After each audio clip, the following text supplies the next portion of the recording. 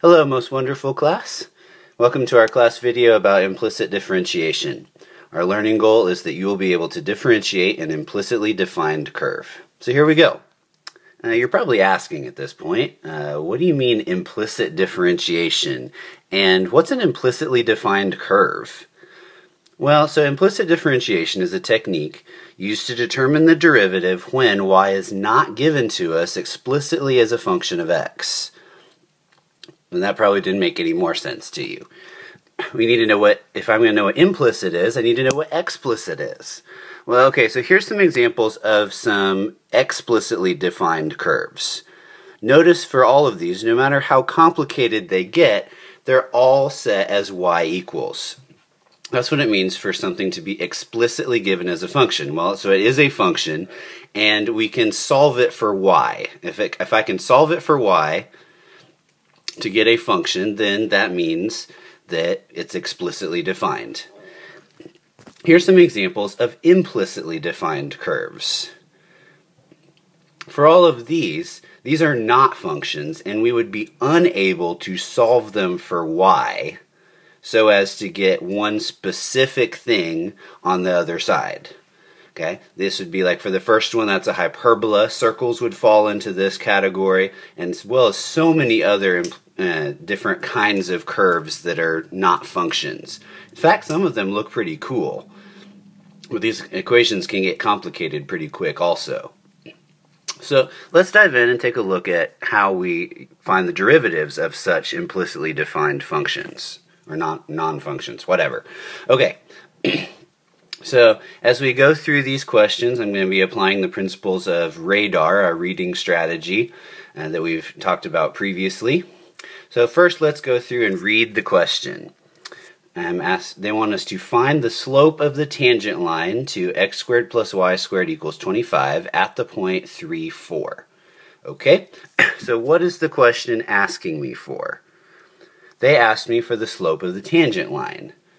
Okay, so I'm going to use the hashtag symbol we've been using to indicate what it's asking for, and then I'll write a visual reminder of what we are trying to find. The slope of the tangent line is dy dx, the derivative. The derivative gives us the slope of the tangent line, and I want to know it evaluated at the point 3, 4. So I'm going to need to plug in x equals 3 and y equals 4 at the end. Okay. So let's go back and decode the problem here. So we want to find the slope. Again, that was dy dx. We got that already. Okay, I'm just hitting the important vocabulary words here. Tangent line. Okay, yeah, so we want the tangent line. That's the local linear approximation of that point at that specific point. So then we got x squared plus y squared equals 25. I'm thinking to myself, okay, that's a circle. Great. So then we got the graph there. Awesome. And I want to know the slope of that tangent line at the point 3, 4, which is right there. So I can draw myself a little picture of that. That's kind of a rough sketch of where the tangent line would be. I notice from that I'm expecting my answer for the slope to be negative. And also it should be a little less steep than a slope of -1. Okay?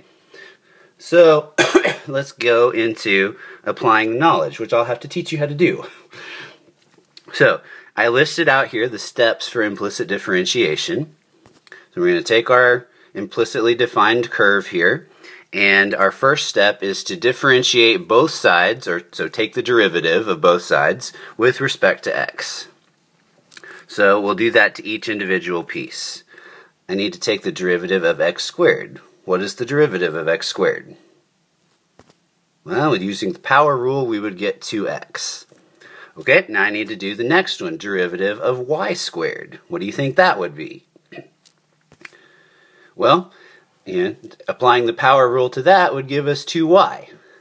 However, also, notice in the instructions here that if we differentiate a y term, we must multiply that term by dy dx. So I'm going to multiply by a dy dx there. The reason for this is the chain rule. Because if you consider, y is something that is dependent on x. It's not exactly a function of x, but it is dependent on x. So if we could imagine that there's the y is essentially an inside function. Okay? So when we apply the chain rule, we do derivative of the outside, keep the inside the same, so I'd bring the 2 out front, keep the inside the same, which is y, but then I got to multiply by the derivative of the inside. The inside is y, so the derivative of the inside would be dy dx. Okay, then I need to take the derivative of the other side. So what's the derivative of 25? Well, it's a constant, so it would be 0. Alright, next step. We need to collect the dy dx terms on one side and get everything else on the other. Really, this is prepping you for step 4, which is to solve for dy dx. We're trying to get dy dx by itself. So first thing I need to do is get all the other terms to the other side. So I'm going to subtract 2x on both sides, which would give me 2y times dy dx equals negative 2x. Our third step is to factor out dy dx if necessary. Here, I don't need to do that. The next problem we will, because I only have one dy dx in my whole equation. Then, I need to solve for dy dx to get dy dx by itself. What would I do to both sides to make that happen? Well, I need to divide so that way I can cancel the multiplication. Pretty much always that's the last step when we're talking about implicit differentiation. So I divide the other side by 2y, the 2's are going to cancel, and so the derivative of y with respect to x, the slope of the tangent line, the slope generator, is negative x over y. So am I done? No, remember, we put ourselves a visual reminder that we want dy dx specifically at 3, 4. I want the slope of that tangent line. So I need to plug in 3 for x and 4 for y. So I'm going to plug it in down there. The x term would be 3, so I would have negative 3 after plugging it in, and the y would be 4. So the slope of that tangent line must be negative 3/4. Is that reasonable? Well, yeah. We said from the get-go that we recognize that slope needs to be negative, and it should be a little less steep than negative 1. And exactly that it is. Okay, so let's look at a slightly more complicated example. Here we're going to write the equation of the tangent line to a different implicit function, curve. X squared plus 10xy plus y squared equals 100. You probably don't know what that looks like. So here's a graph of it. Good news is that you can apply the steps for implicit differentiation even if you don't know what that kind of curve looks like. Okay? So it looks kind of like a hyperbola there. If you zoom out more though, it looks like this. Kind of interesting. Okay? So, I want the equation of the tangent line at the point 4, 2, so I have graphed it right there. Once again, I can see that this is going to have a negative slope, and it should have a slope that is not as steep as negative 1. Alright, going through with radar again, we've already read the question. What did it ask me for? It asked me for the equation of the tangent line. So my visual reminder, and I need to set up the equation for that tangent line as an equation frame, which we're going to use point slope form, so that would be y minus blank equals blank times x minus blank. I'm going to have to fill in those 3 blanks to get my answer. Okay, let's go through and decode here. I've already written down the equation of the tangent line, so I'm going to write the equation of the tangent line to, and I get this, I'm noticing immediately that I'm thinking to myself, this is what you should be thinking when you run across one of these is, oh, that's not solved for y. I don't think I could solve it for y, so that must mean I'm going to have to do implicit differentiation. So, here are the steps for our reference again, while we get used to this. And I want the equation of the tangent line at the point 4, 2. Alright, so we have, I noticed that, They just gave me x1 and y1, didn't they? That's the point where the tangent line's going to touch the graph. So, oh, I can just fill those in right there. That was kind of nice. So what remains is for me to find the slope to stick into that equation. Alright, so I've decoded. Let's go through the steps. I'll walk you through this one again, because I know these get kind of complicated, so here we go. So, here's our implicitly defined curve. I need to differentiate both sides with respect to x. So you guys tell me, what is the derivative of the x squared term? Well, just like last time, apply the power rule, it's 2x. Great. Then, how about the derivative of 10xy? Specifically, what derivative rule am I going to have to apply here? We're going to have to use the product rule. Because notice here, I've got two functions, quote unquote, an x times a y. Whenever I have the product of two different functions that I need to take the derivative of, I need to apply the product rule. So what we're going to do is just set up a placeholder for the product rule. Then we'll come back and fill it in last. This is value, like whenever you notice you need to do the product rule, just set yourself up that little frame to stick the different pieces in and come back to it later. That way you don't mess up the rest of it, and you remind yourself that you need to do the product rule. So what would be the derivative of the y squared term? Well, applying the power rule, I again get 2y, but because I differentiated a y term, I need to put dy dx after it. Then, what is the derivative of 100? That would be 0. Derivative of a constant is 0. Now I need to go back and fill in what I would have gotten with the product rule.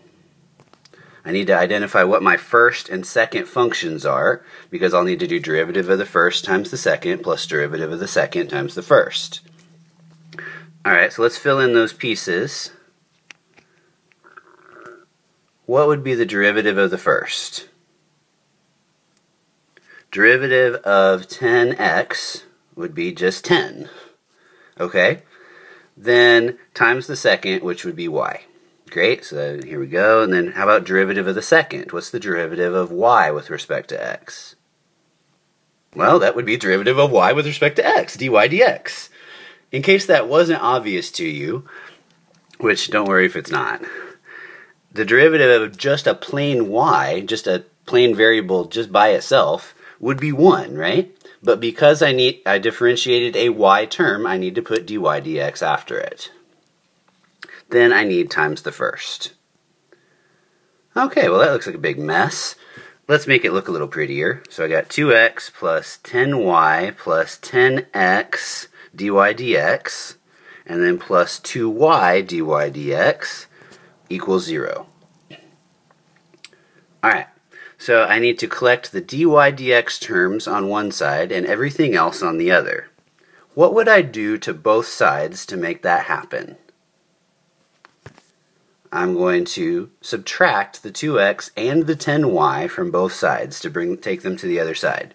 You could technically have subtracted the other ones as well and kept the 2x and 10y on the left side, but either way. Those cancel, and so I'm left with this equation now. Okay, now I need to factor out dy dx if necessary. Here I have multiple dy dx's, so I need to factor them out. So I'm going to factor them out like so. Inside the parentheses I would have 10x plus 2y. And the right hand side would remain the same. Okay, now I need to solve for dy dx. Get dy dx by itself. What would I do to both sides? Again, like the last problem, I'll need to divide. So I'm going to divide by the entire other term there, which will cancel. And so my expression for dy dx is going to be negative 2x minus 10y all over 10x plus 2y. So do I stick that in my equation for the tangent line? Well, no, of course not. I need the derivative evaluated at my point of interest, 4, 2. So plug those in, see what you get. Okay, so check your work, see if you got it right. Negative 2 times 4, and blah, blah, blah. You see it. Okay. And so that numerator would be negative 28, and the denominator would be positive 44. So I'm going to stick that in as my slope for that tangent line. Notice I didn't reduce the fraction. If this was an AP free response question, you don't have to simplify. Don't risk reducing wrong and getting the answer wrong. Okay? However, for a multiple choice, you do need to know, it's probably going to be shown simplified, so I will put for your reference that would be negative 7/11. Okay, is that a reasonable slope? Is that a reasonable equation for the tangent line? Well, if we go back and look at the graph that we had before, we knew that that slope needed to be a negative slope. And yeah, we got a negative slope, and it needed to be slightly less steep than negative 1, which it is. Okay, so our answer seems reasonable. All right, hope that's as clear as mud. And we'll practice these. These get complicated, but with practice you can get it. All right, see y'all in class.